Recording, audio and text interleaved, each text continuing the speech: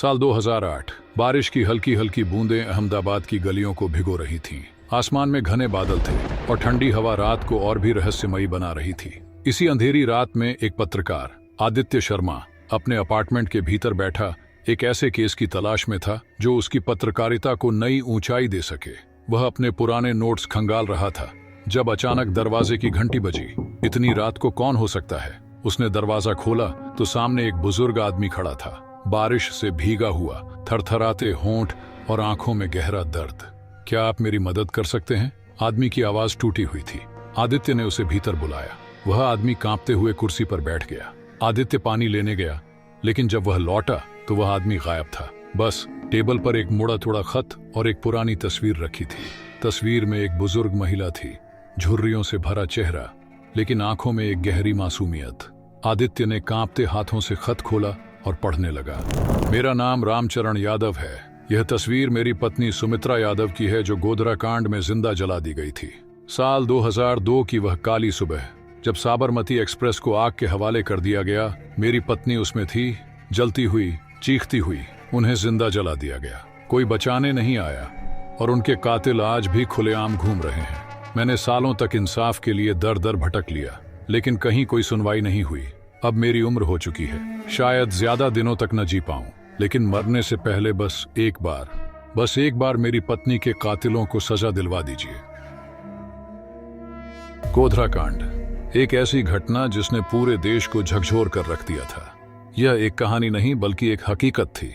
27 फरवरी 2002, एक तारीख जिसने गुजरात के इतिहास में एक ऐसा काला अध्याय जोड़ दिया जिसे कभी भुलाया नहीं जा सकता। एक आम ट्रेन यात्रा जो एक मौत के सफर में तब्दील हो गई। वो सुबह जब सैकड़ों लोग अपनी मंजिल की ओर बढ़ रहे थे, लेकिन किस्मत उन्हें एक ऐसे मोड़ पर ले आई जहां से लौटना नामुमकिन था। साबरमती एक्सप्रेस, ये ट्रेन मुजफ्फरपुर से अहमदाबाद की ओर बढ़ रही थी। इसमें सफर कर रहे थे आम यात्री, लेकिन खास तौर पर उन डिब्बों में कारसेवक थे जो अयोध्या में एक धार्मिक आयोजन से लौट रहे थे। ट्रेन के अंदर माहौल शांत था, मगर गुजरात के आसमान में एक तूफान मंडरा रहा था। देश में उस वक्त अयोध्या में राम मंदिर और बाबरी मस्जिद विवाद अपने चरम पर था, और इस धार्मिक उथल पुथल के बीच कहीं न कहीं साजिशों की चिंगारी भी भड़क रही थी। सुबह 7:43 Sabarmati express Godhra railway station पर आकर रुकी। ट्रेन 4 घंटे देरी से चल रही थी।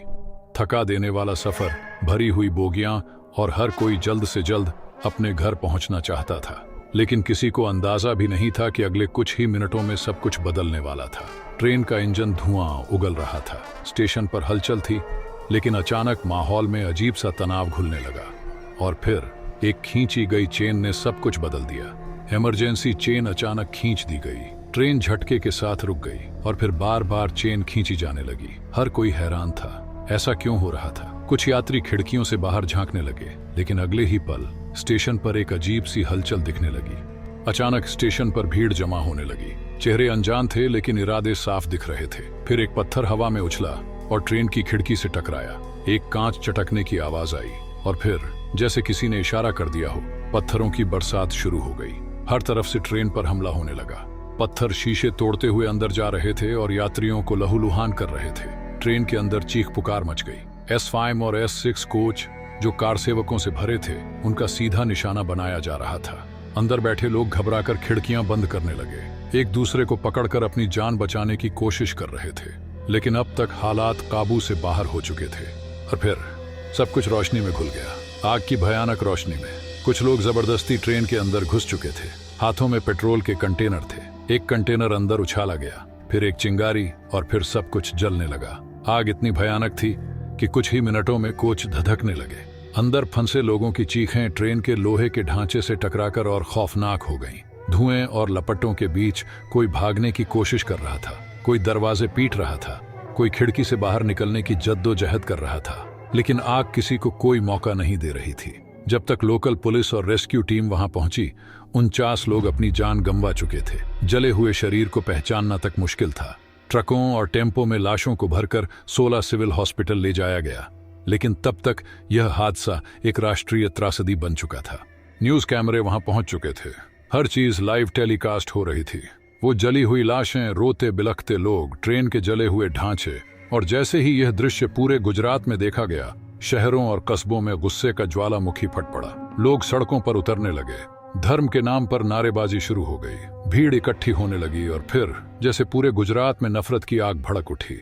तलवारें निकाली गईं, मशालें जलाई गईं, घर जलाए गए, दुकानें लूटी गईं, मासूमों पर हमले होने लगे। एक के बाद एक शहर दंगों की चपेट में आता गया। गोधरा की आग अब पूरे गुजरात को अपनी चपेट में ले चुकी थी। ये सिर्फ एक ट्रेन हादसा नहीं था, ये एक चिंगारी थी जिसने गुजरात को जलाकर राख कर दिया। गुजरात जल रहा था, हर गली, हर शहर, हर मोहल्ला खून और आग के दरिया में डूब चुका था। हजारों लोग मारे जा चुके थे, लेकिन इन लाशों के बीच भी कई सवाल जिंदा थे, सवाल जिनका कोई जवाब नहीं था या शायद दफना दिया गया था। आदित्य को इतनी कहानी तो पता थी। अखबारों, न्यूज रिपोर्ट्स और सरकारी बयानों से उसने गोधरा कांड के बारे में सब कुछ सुना था, लेकिन सच क्या था? क्या सब कुछ वही था जो बताया गया, या फिर उन राख में कुछ और भी दफन था? इस सवाल का जवाब पाने के लिए उसने गोधरा जाने का फैसला किया।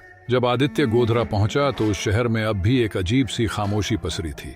लोग अब इस हादसे का जिक्र तक नहीं करना चाहते थे, लेकिन जैसे जैसे उसने स्थानीय लोगों से बात करनी शुरू की, कई कहानियां सामने आने लगी, एक दूसरे से बिल्कुल अलग और कहीं न कहीं अधूरी।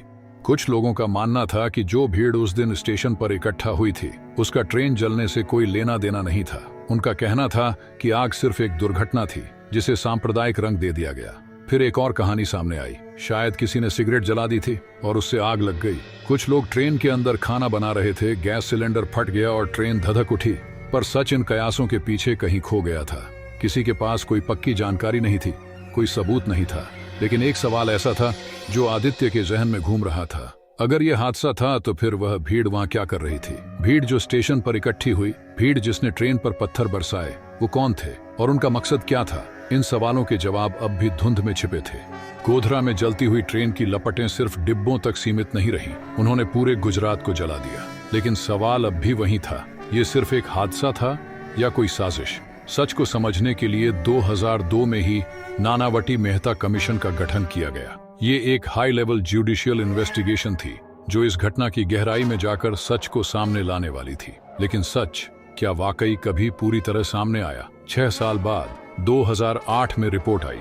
रिपोर्ट के मुताबिक यह हादसा नहीं था, यह एक प्री प्लान्ड कॉन्स्पिरेसी थी, एक पहले से रची गई साजिश। कमीशन के निष्कर्षों के अनुसार ट्रेन पर यह हमला पहले से प्लान किया गया था और S6 कोच को स्पेशली टारगेट किया गया था, जहां ज्यादातर अयोध्या से लौट रहे हिंदू कारसेवक थे। लेकिन जैसे ही यह रिपोर्ट पब्लिक हुई, एक नया विवाद शुरू हो गया। क्या यह रिपोर्ट निष्पक्ष थी या फिर इसमें कोई राजनीतिक झुकाव था? कई आलोचकों ने इस रिपोर्ट को बायस्ड बताया। यह रिपोर्ट सिर्फ एक तरफा कहानी पेश कर रही है, क्रिटिक्स का कहना था। उनके मुताबिक रिपोर्ट में कई सवालों को नजरअंदाज किया गया था। तो सच क्या था? जो कुछ रिपोर्ट में लिखा गया, क्या वही असलियत थी या फिर कुछ और छिपाया जा रहा था? गोधरा की आग बुझ चुकी थी, लेकिन उसकी लपटें इतिहास के पन्नों में हमेशा के लिए दर्ज हो चुकी थी। इस घटना के कई पहलू थे, कुछ सामने आए, कुछ दबा दिए गए और कुछ अब भी सवालों की शक्ल में हवा में तैर रहे थे। कंसर्न्ड सिटीजन्स ट्राइब्यूनल की रिपोर्ट ने इस पूरी घटना को एक अलग एंगल से सामने रखा। इस रिपोर्ट के अनुसार गोधरा कांड केवल एक पूर्व नियोजित साजिश नहीं था, बल्कि यह सांप्रदायिक तनाव का नतीजा था। रिपोर्ट का दावा था कि कई राजनीतिक ताकतों ने इसे जानबूझकर भड़काया, लेकिन सवाल सिर्फ ट्रेन जलने तक सीमित नहीं थे। इस रिपोर्ट ने दंगों के दौरान पुलिस और प्रशासन की विफलता को भी उजागर किया। रिपोर्ट का कहना था कि अगर प्रशासन मुस्तैद होता तो शायद गुजरात जलने से बच सकता था। हालांकि कुछ लोगों का मानना था कि सरकारों ने अपनी ओर से पूरी कोशिश की थी। लेकिन सच जो भी हो, हकीकत ये है कि गुजरात के जख्म भरने में सालों लग गए और शायद वो जख्म आज भी पूरी तरह नहीं भरे हैं। आदित्य ने भी सच तक पहुंचने की कोशिश की। उसने हर सुराग को जोड़ा, हर गवाह से बात की, लेकिन जो बूढ़ी औरत अपने कातिल की तलाश में थी, उसका जवाब किसी के पास नहीं था। 2011 में स्पेशल इन्वेस्टिगेशन टीम SIT ने अपनी रिपोर्ट पेश की। 31 लोगों को दोषी ठहराया गया और उन्हें उम्र कैद की सजा सुनाई गई। SIT की फाइंडिंग्स ने गोधरा के कुछ पहलुओं को साफ किया, लेकिन सवालों का सिलसिला कभी खत्म नहीं हुआ। गोधरा कांड सिर्फ एक ट्रेन का सफर नहीं था, यह एक ऐसी घटना थी जिसका सच आज भी धुंध में छिपा हुआ है। हर रिपोर्ट, हर इन्वेस्टिगेशन, हर बयान के बावजूद यह तय कर पाना मुश्किल है कि असली सच क्या था। क्या यह एक सोची समझी साजिश थी? क्या यह सिर्फ एक हादसा था जिसे सांप्रदायिक रंग दे दिया गया? क्या इसे रोका जा सकता था? शायद इन सवालों का जवाब कभी पूरी तरह सामने न आ पाए, लेकिन इतिहास में दर्ज यह घटना हमेशा हमें एक कड़वे सच की याद दिलाती रहेगी कि जब नफरत की आग भड़कती है तो वो सिर्फ शहरों को ही नहीं, इंसानियत को भी जला देती है।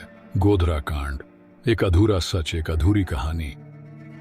उम्मीद है कि यह वीडियो आपको पसंद आई होगी। अगर आपको यह जानकारी महत्वपूर्ण लगी तो इसे लाइक करें, शेयर करें और हमारे चैनल को सब्सक्राइब करना ना भूलें। मिलते हैं अगली कहानी में, तब तक के लिए धन्यवाद।